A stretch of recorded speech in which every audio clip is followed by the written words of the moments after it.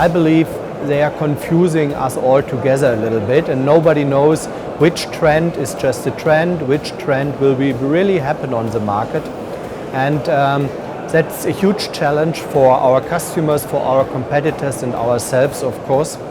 So we thought about to create an easy cloud solution to bring smart data into the cloud and make it available for customers. Important point is we help our customers and to make this happen. Second point is it must be easy, because the topic is already complicated enough with topics like security and so on. So we have a ready-made solution which can be used within 3 hours to make a first test.